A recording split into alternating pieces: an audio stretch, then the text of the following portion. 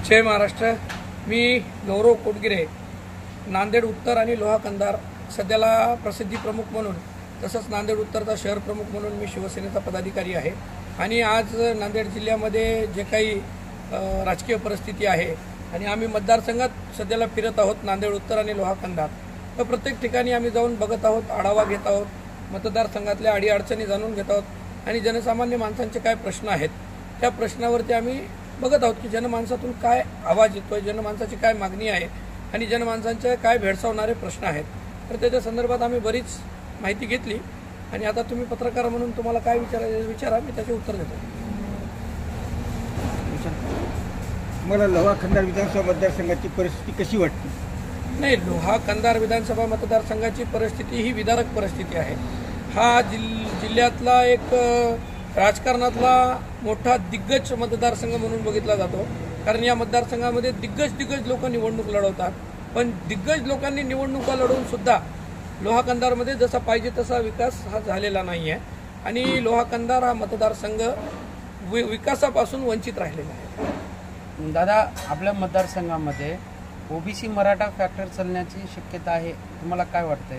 नाही, आपल्या या मतदारसंघामध्ये शिवसेनेने कधीही जातीवाद केला नाही, जातीभेद केला नाही, मतभेद केला नाही। हे भारतीय जनता पार्टीचं काम आहे। जातीवाद करणे, मतभेद करणे आणि जातीमध्ये भांडणं लावणे हे आमचं काम नाही।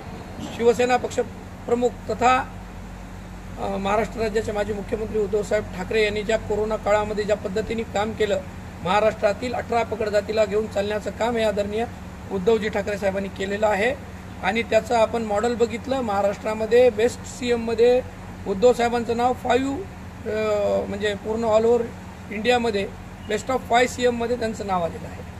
सर, या ठिकाणी मनोज जरांगे दादांनी सांगितलेलं होतं की 30 तारखेच्या नंतर आपण निर्णय चेंज करायचा आहे। तर शिवसेना गटाला आपल्या लोहा कंधार तालुक्यातून मराठा सेवा संघांचा काय आपल्याला पाठिंबा वगैरे काय दिलेला आहे? नाही, अजून तसं काही नाही आहे आणि मनोजदादा जरांगे यांनी सांगितलंय की सुपडा साफ करा, पण आता मी मनोजदादा जरांगेबद्दल बोलण्या इतका मोठा माणूस नाही आहे आणि जरांगे पाटील साहेबांची जी काही भूमिका असेल ते जरांगे दादाचे करतील किंवा त्यांचे जे काही इथले स्थानिकचे पदाधिकारी आहेत ते त्यांची भूमिका स्पष्ट करतील।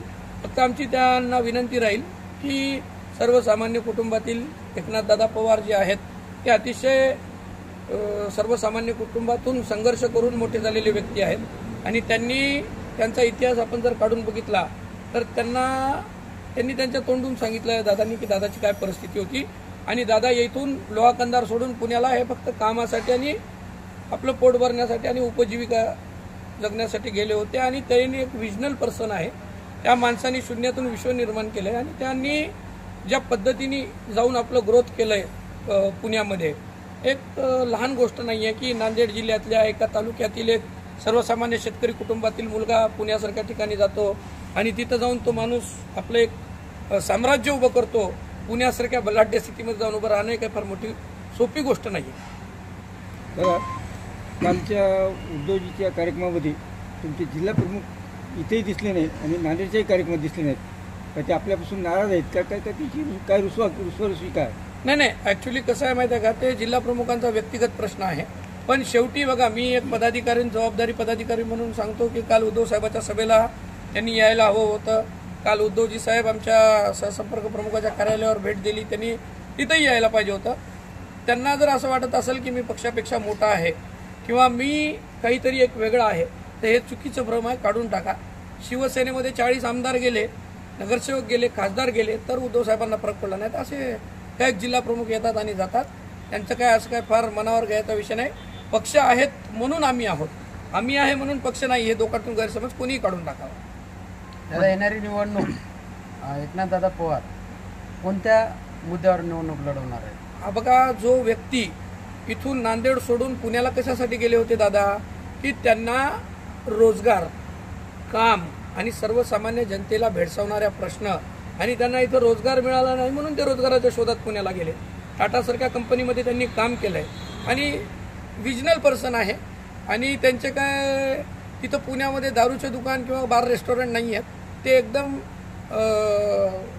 सर्वसामान्य जनतेला न्याय देण्यासाठी त्या माणसांनी एक मोठी फॅक्टरी टाकलेली आहे।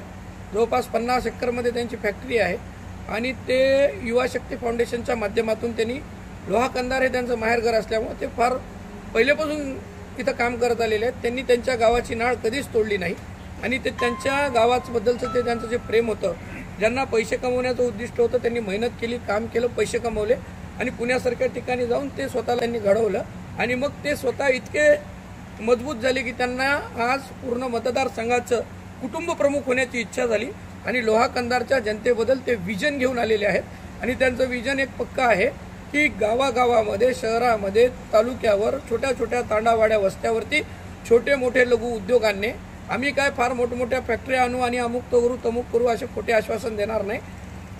बचत गटाच्या माध्यमातून, लघु उद्योगाच्या माध्यमातून महिला सक्षमीकरण करणे, महिलांना ताकद देणे, सर्वसामान्य शेतकऱ्यांना काम देणे, सर्व शेतकरी सामान्यापासून जे त्यांच्या शेतातून जे काही उत्पन्न निघतं त्याला योग्य हमीभाव मिळवून देणे, हे आमचं विजन आहे आणि आम्ही कोणावर टीका करणार नाही. आम्हाला कोणावर टीका करायची नाही. आम्हाला विजन आहे, आमच्या पुढे दृष्टिकोन विकासाचा आहे. लोहा कंधारमध्ये सीताफळ आहे, लोहा कंधारमध्ये नाही सोयाबीन तर आहेच, पण गोडंबी आहे. हे असे भरपूर पदार्थ आहेत ज्यांच्यापासून आपण आयात निर्यातपर्यंत जाऊ शकतो. लोहा कंधारमध्ये ऊस आहे. जिथं साखर कारखाना बंद पडला तर तिथं आपण गुळाचे गराळे आणि छोटे मोठे उद्योग आपण सुरू करू शकतो. असं विकासाचं विजन घेऊन आलेला माणूस म्हणजे एकनाथदादा पवार आहे. आपण नांदेड जिल्ह्यामध्ये महायुतीची एवढी जागा आपण लढीत आहोत, तर यामध्ये तुमच्या अपेक्षेप्रमाणे किंवा तुम्ही प्रसिद्धी प्रमुख या नात्यानं किती जागा आपल्या विजयी होतील? बघा, सध्याला मी माझ्या शिवसेनेचा पदाधिकारी आहे आणि माझं प्रथम कर्तव्य काय आहे तर मी शिवसेनेची बाजू मांडणे, शिवसेनेचं काम करणे आणि शिवसेनेच्या बाजूची जमेची बाजू काय आहे, शिवसेनेने काय केलं, उद्धव साहेबांनी काय केलं. कोरोना काळात उत्तर प्रदेशसारख्या राज्यामध्ये मृतदेह हे पाण्यामध्ये वाहत होते, त्यावेळेला महाराष्ट्रामध्ये कुटुंब प्रमुख आदरणीय उद्धवजी ठाकरे साहेबांनी अतिशय धारावी सारख्या ठिकाणी प्रभावशाली काम करून कोरोनाला नियंत्रणात आणलं. WHO ने त्याची दखल घेतली आणि आदित्यजी ठाकरे साहेब हे पर्यावरण मंत्री होते आणि त्यांनी पर्यावरणाच्या दृष्टिकोनातून खूप काही काम केलेलं आहे. त्यामुळं मी तुम्हाला सांगतो की आमचा पक्ष हा विजनल आहे. आम्ही विजनल दृष्टिकोनातून काम बघतो आणि साहजिक आहे महाविकास आघाडी, या महाविकास आघाडीमध्ये 9च्या 9 मतदारसंघात आम्ही विजयी होण्याच्यासाठी प्रयत्न करत आहोत. कोणी निवडणूक ही पराभूत होण्यासाठी लढत नाही आणि त्याच्यासोबत प्लस आदरणीय काल उद्धव साहेबांनी सांगितलं की कैलासवासी वसंतरावजी चव्हाण साहेब यांचे चिरंजीव रवींद्रदादा चव्हाण या निवडणुकीच्या रणधुमाळीत आहेत. तर आम्ही एक मत नक्कीच कैलासवासी वसंतरावजी चव्हाण साहेबांना श्रद्धांजली म्हणून आम्ही सर्व शिवसैनिक एक मत नक्कीच काँग्रेसला देऊ. बाकी विधानसभा मतदारसंघामध्ये काय चाललंय काय नाही मला माहिती नाही. आमचे 2 उमेदवार आहेत म्हणून मी नांदेड उत्तर आणि लोहा कंधारमध्ये काम करतो. दादा, तुम्ही प्रसिद्धी प्रमुख आहात. उद्धवसाहेब ठाकरे यांची सभा लोह्यामध्ये झाली. त्या सभेला काँग्रेसचे खासदार काळगीसाहेब पण होते. परंतु मला असं वाटतंय की जसे राष्ट्रवादी सध्याचे जे उमेदवार आहेत शेकापचे, ते सुद्धा राष्ट्रवादी काँग्रेस पार्टीचे शरद पवार यांची फोटो लावत आहेत, काँग्रेसची फोटो लावत आहेत. म्हणजे ते पण सुद्धा म्हणत आहेत की आम्ही पण महाविकास आघाडीचे घटक पक्ष आहोत, ते लावत आहेत. आणि कालच्या सभेला राष्ट्रवादीचे तेवढे नेते उपस्थित दिसले नाही, यावर काय सांगता? नाही, हे पहा, मी तुम्हाला सांगतो ते वारंवार संभ्रम उभा करण्याच्या परिस्थितीमध्ये आहेत.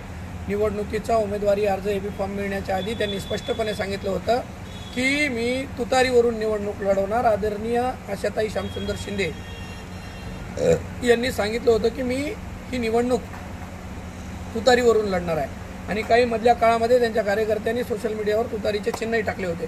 परंतु त्यांची कुठलीही चर्चा झालेली नव्हती, त्यांनी कुठेही काही बोलले नव्हते. फक्त मतदारसंघामध्ये संभ्रम निर्माण करणे, मतदारांना हे करणे, डिस्टर्ब करणे आणि हे करण्याचं काम आम्ही त्याच्या विरोधामध्ये त्यांनी ज्या पद्धतीने आमच्या नेत्यांचे फोटो वापरतायत, नक्कीच आम्ही त्या पद्धतीने आम्ही त्यांची निवडणूक आयोगाकडे तक्रार करणार आहोत. दादा, या ठिकाणी मराठा वर्सेस ओबीसी असा वाद पेटलेला होता आणि त्या वादामध्ये ज्यावेळेस आपल्याला ओबीसी प्रवर्गाकडे प्रचार करताना जात आहात तर त्या ओबीसी प्रवर्गाचा आपल्याला प्रतिसाद कसा मिळतो आहे? पहा, मी तुम्हाला सांगतो, आम्ही ओबीसी मराठा भांडण लावलेलं नाही. ज्यांनी भांडण लावलं काय त्यांचं नाव ते काल आपल्या मतदारसंघात येऊन काहीतरी गोंधळ गडबड करून लक्ष्मण हाके, हे माणसाचं चुकीचं काम आहे. ते महाराष्ट्रभर द्वेष पसरवण्याचं काम करतायत आणि त्यांना देवेंद्र फडणवीस साहेबाचाच वरदहस्त आहे हे सगळीकडून आखाकरीत दिसत आहे. तर मराठा आणि ओबीसी भांडण लावण्याचं आणि मराठा तरुणांचं आणि ओबीसी तरुणांचं भवितव्य धोक्यात आणण्याचं काम भारतीय जनता पार्टी करत आहे. हे चुकीचं आहे. या गोष्टीचं आम्ही समर्थन करणार नाही. मराठा समाजाच्या तरुणालाही काम मिळालं पाहिजे, ओबीसी समाजाच्या तरुणालाही मिळालं काम पाहिजे. 18 पगड जातीच्या 12 बलुतेदारांना घेऊन चालण्याची भूमिका ही आमची आहे आणि आम्ही त्याच भूमिकेत काम करू. शिवसेना पक्षप्रमुखांनी आणि उद्धव साहेबांनी सुद्धा सांगितलेलं आहे की बाबा जाती जातीमध्ये भांडण नका आणि जाती जाती हे बटेंगे और कटेंगेचा जो नारा आहे ना, हे देणं एकदम चुकीचं आहे. आपण भारत देशाचे नागरिक आहोत आणि आपण या स्वतंत्र भारताचे नागरिक असल्यानंतर तुम्ही या भारत देशामध्ये जर असा नारा देत असाल त्यांच्यावर देशद्रोहाचा गुन्हा दाखल झाला पाहिजे. आपल्या मतदारसंघामध्ये शिवसैनिकावर हल्ले होत आहेत. यावरून समजते की आपल्या मतदारसंघामध्ये गुंडगिरीचं प्रमाण वाढलेलं आहे. याबद्दल आपलं काय मत आहे? नाही, 100% आहे ना. आता काल म्हणजे पक्षप्रमुखांनी ज्यावेळेस या गोष्टीची दखल घेतली तेव्हा मला त्याच्यावर काही भाष्य करायची गरज नाही. काल पक्षप्रमुख काय बोलले हे सगळ्या अख्ख्या मतदारसंघाने ऐकलं. लोहा कंधारमध्ये काय चाललंय गुंडाराज. या भारतीय जनता पार्टीने महाराष्ट्राला बिहार करून ठेवलंय. कुठं राष्ट्रवादीचे कार्यकर्ते हल्ले करतात, कुठं भाजपचे कार्यकर्ते हल्ले करतात, तर कुठं शिवसेना शिंदे गटाच्या कार्यकर्त्यांनी काल माझ्यावरही हल्ला केला. काल आमचा तिथं NDTVचा कार्यक्रम होता, तिथं शिंदे गटाचा एक कार्यकर्ता माझ्याही अंगावर आला. म्हणजे यांना काय वाटत आहे की जर आज महाराष्ट्रातून हुकुमशाही गुंडगिरी आणि दादागिरी